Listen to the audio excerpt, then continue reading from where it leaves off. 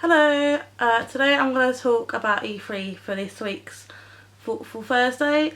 I am no expert, but I am a gaming lover, so this is just going to be a video basically about me telling you my reaction and my thoughts about what happened at E3.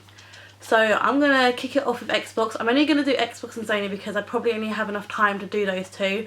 I won't have enough time to talk about Ubisoft and Microsoft separately and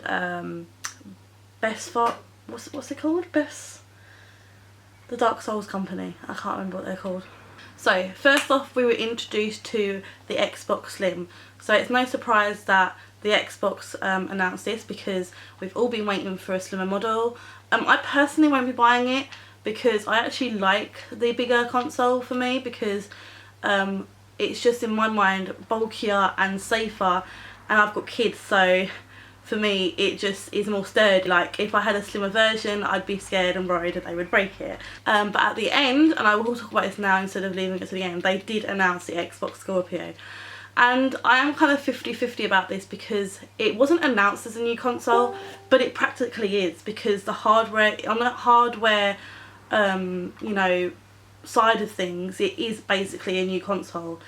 I don't think they announced it like this though, because I think it still is, like, I think it's close to what the Xbox One like is and what they would have liked the Xbox One to be, like if they waited a bit longer. So yeah, so I would like to get it because it's coming out in 2017, so there is a year wait for it, and they did say that it's VR ready. They haven't told us what VR company they're partnering with, if it's going to be the HoloLens, I think it's called, or if it's going to be Oculus Rift, I don't know. So until that news is announced, I'm just going to stay open-minded and not decide whether I want to buy it or not. Also, with the VR making its way slowly progressing through the gaming stages, I do think that Xbox and Sony have done this because of the fact that VR is looking to become, I think, almost like overstepping consoles. I think that soon we could see actually that consoles may be obsolete because of how far it's coming. So if we then get a headset where it doesn't even need a console to run, then I think we could be looking at the fact that consoles will become obsolete in the future, but who knows, I don't know, I'm no expert. So soon after the Xbox Slim was announced, we got told that Windows 10 would now be cross-compatible with Xbox One, which is amazing in terms of the fact that you can now play with people that are playing on a laptop or a computer. I just think that's just amazing. And that's certainly something that is probably good for YouTubers, because if they have a friend who doesn't have an Xbox and only has a PS4, they can then play it on their computer with their friend who has an Xbox, and they can do collabs and other stuff. Also, not long after that, Gears of War 4 got announced. Well, it had been announced anyway, but we saw a better in-depth kind of like demo with Laura Bailey. Laura Bailey was there. I was like, oh my god. As obviously an anime fan, I love Laura Bailey. Though all she ever talks, like whenever she talks or opens her mouth up, all I think about is Tori from Fruits Basket. I'm like, oh, it's that Tori voice again. But yeah, no, I absolutely love her and adore her. So when she came on stage, I was like, oh, fangirling moment.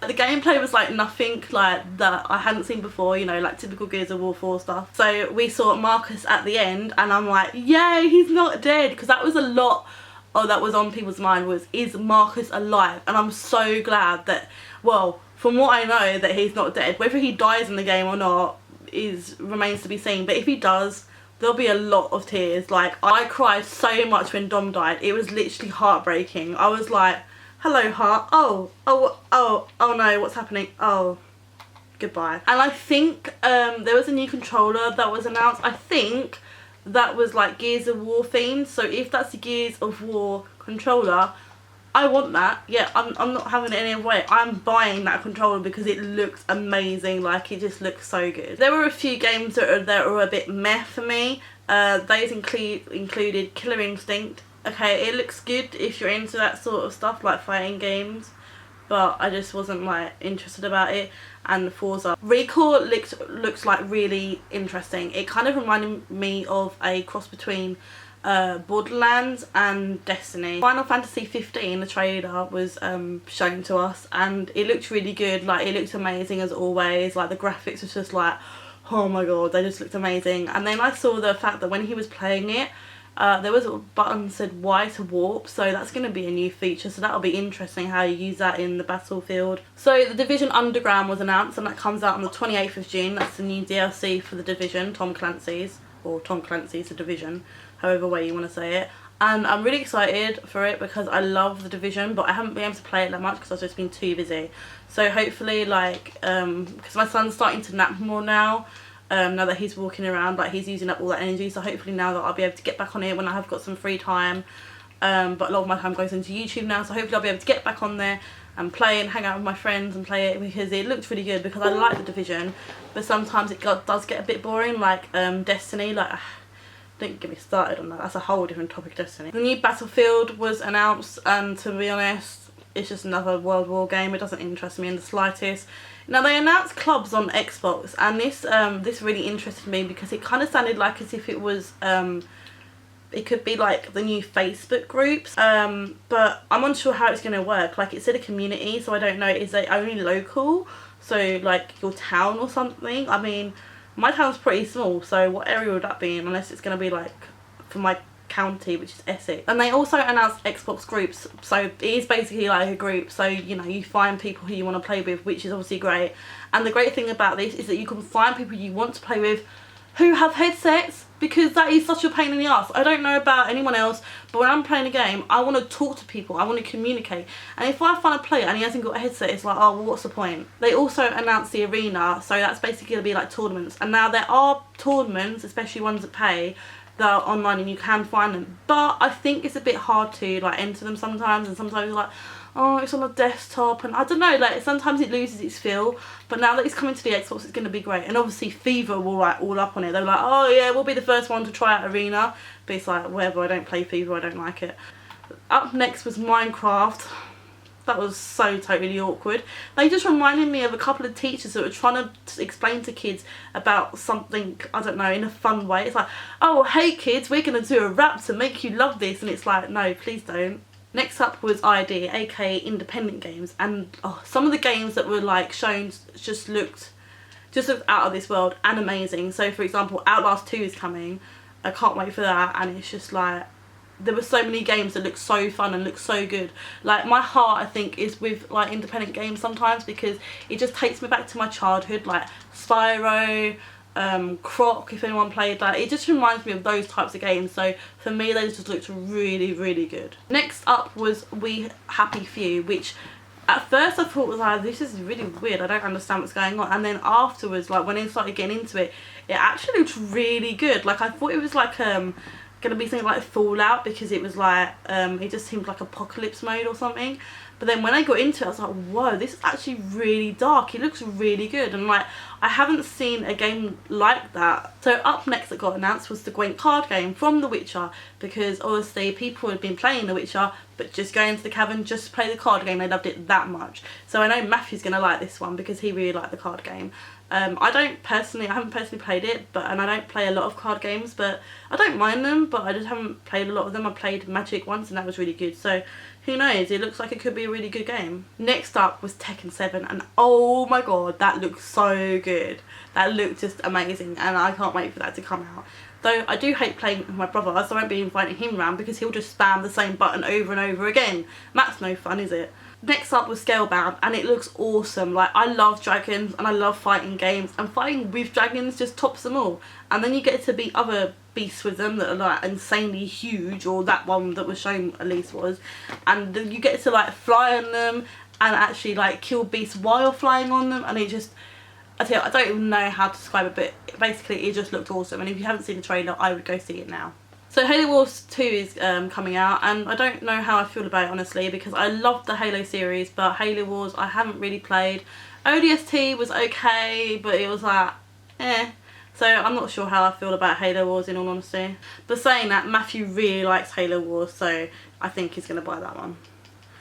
So next I watched the Sony broadcast, and straight away we're like, oh, hey there orchestra. You know, just randomly have an orchestra introduce your conference, you know. okay, this has started off to be a cool conference, you know, straight off the bat. So straight away the orchestra starts playing, and then suddenly this game comes up on the screen. It's only God of War. It looked amazing, and if you like Skyrim or stuff like that, then this is going to be one you'll want to play. The Last Guardian was shown to us, and for me personally, the graphics looked really odd. Like, I couldn't tell if they were good or they were bad. Like, it just looked really odd. Horizon was really interesting because it was like a Skyrim game, but it was mixed with futuristic technology. So like you were like in like a human survival game, but against robots, so it mixed the two together. So that was really interesting. I'd actually really love to play it. Detroit really looked interesting. I know I'm saying interesting a lot, but it looked amazing. Like, for me, like crime games like that, are just all up in like my zone, basically. That sounds so cheesy, but they are. And the fact that you can choose from different scenarios and you can have a different outcome, it just blew my mind, and I just can't wait for that game because it just looks amazing. Resident Evil. Now, I'm not a big fan of Resident Evil, but the fact that it's on VR just makes it look amazing. Farpoint, meh, didn't interest me. Star Wars Battlefront VR was announced, and I know that my mother-in-law is just going to love it. She loves Star Wars and she's going to love this. So the new Batman game that's going to be in for VR, it looked really good, and I love the fact that what the Joker was saying was basically kind of relating to the fact that you're going to be playing as Batman in the VR, so you're going to basically be Batman, like, you know, have his suit on and feel like you're Batman. And I thought that speech was very well done, and it looks like it's going to be a good game. Like I was saying earlier, Final Fantasy 15 in VR. Oh my god, it's going to be amazing. So Call of Duty was announced, of course. It was like Infinity Warfare or whatever, and I was just like, whatever, another COD game, whatever. And then I was like, wait a minute, what's this? Ferris wheel? What's that? Shepherd? Oh my god, Modern Warfare Call of Duty 4 is being remastered, and I cannot believe it because I freaking love that game. That was the last decent game from Call of Duty for me. Maybe Modern Warfare 2 at a stretch, but that for me was the best one, and I'm totally freaked out about it, and I just really want to get it. Only downside is that you have to buy Call of Duty Infinity Warfare for it, which is a bit of a bummer, but totally worth it. I'm going to buy it just for that, because I'm going to get my crew back together and we're going to kick ass in that game like we did beforehand. So I was all like, well, nothing can top that, that's amazing. And then hang on, what's this? In comes whatever he is from Sony, and then it's like this music. I'm like, oh, I recognise this music. And then I'm like, wait, what's that shot on the floor? Oh my god, it's only Crash Bandicoot being remastered, which I'm pretty sure you've heard the news about, but oh my god, I was like, oh yes. I was like, no, that's it. This broadcast is going to be totally boring from now on. Then who walks on the stage but Kojima? Oh my god, he's back. It's amazing. Guess he's back. Back again. Kojima's back. Tell everyone, yay! And like, he announced his game, and it's just like, it was amazing. I mean, for all the trailers that were shown that were like, oh yeah, it looks interesting, you know, I'll find out more, this one definitely looked interesting. Like, it held my attention so much, and I was like, no, I want to know more, tell me more now. And then it was just, that's it, he was just left to it, and I was like, what the hell? Because it was such a weird trailer. It was like, there was this baby on the floor, and then he picked it up, and then it was gone, and then he had like something, like a cross on his stomach that was obviously cut out where the baby maybe came from. Then there was things in his eyes, and I was like, what the hell is going on? Tell me more, you can't just leave me like that. But apparently that's how he wants to do it. Spider-Man, the game looked really good, but I don't know if it's a game that I'd like, because it all depends on the controls. If the controls are weird, then I'm not going to like it, because I'll just get frustrated, so I'll have to wait and see if I like it or not. So yeah, that's it for this video. I hope you liked it. Sorry if I like fangirled out a bit, but I get excited about games. And I'm also very sorry if this was really long. At the moment, I'm currently recording at 26 minutes, so I'm really going to try hard to cut this down, but if it's long, it's long, and I can't do much about it. So I'm really glad that I kept this to only Sony and Xbox, because could you imagine the time on this if I mentioned Ubisoft and like other stuff? It'd be crazy and way too long. But yeah, I hope you enjoyed this video. If you have any questions, comment down below and I'll answer them. What game are you most excited for? I think Sony wiped the floor with Xbox with this one. I'm sorry, Xbox, I do love you, but Sony kicked your ass, seriously. So yeah, tell me, what do you think was better, Xbox or Sony? I'm more for Sony. Even though my heart is with Xbox, Sony just, you know, kicked their ass basically. Remember to like this video if you enjoyed watching and subscribe for more videos. See you later. Bye.